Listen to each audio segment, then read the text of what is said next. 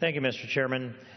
My amendment eliminates the funding that might be used in contravention of Section 642A that's designated in the amendment. But 642A is the section in the Immigration and Reform and Immigration Responsibility Act, the 1996 Act, as I know it, that prohibits the political subdivisions in America from establishing sanctuary policies we often refer to as sanctuary cities. These are the political subdivisions that establish a policy that prohibit their law enforcement officers and their other agents from cooperating with federal immigration officials. And it seems illogical to me to think that any local government would want to prohibit their law enforcement officers from assisting in, cooperating with, and transferring information to the federal law enforcement officers who are enforcing immigration law.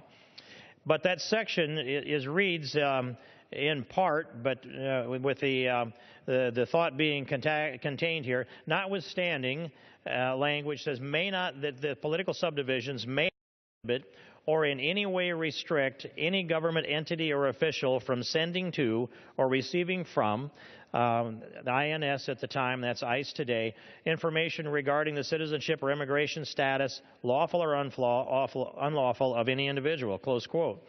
Mr. Chairman, I grew up in a law enforcement family. I looked at the men around me as a little boy, and I just thought that all adult men put on a uniform of some kind or another.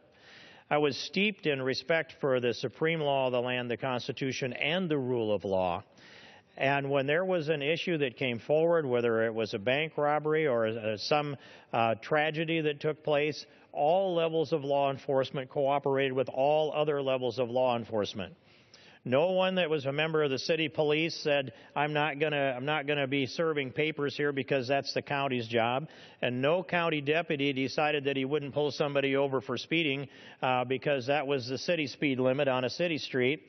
And no highway patrol officer decided that he wouldn't enforce local law. And no one that came in from the Department of Criminal Investigation or the FBI decided that it was their ballywhack, that it was exclusively their law to enforce, and that no one should help them with that. And law enforcement, to be effective, has to be a cooperation from all levels. And, of course, the public has to respect the rule of law, and they have to respect those who are there to protect and serve and to also enforce that law. It is, for me, I cannot understand how or why a city would establish these policies, but they are doing so.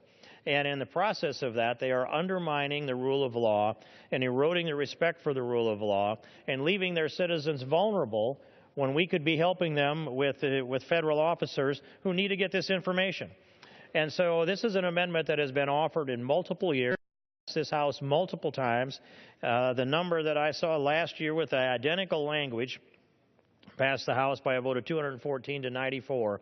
We've been consistent in defending the rule of law. This amendment says that no funds shall go to these political subdivisions from this bill if they establish sanctuary city policies, to put it in short summation. So I urge its adoption, and I reserve the balance of my time.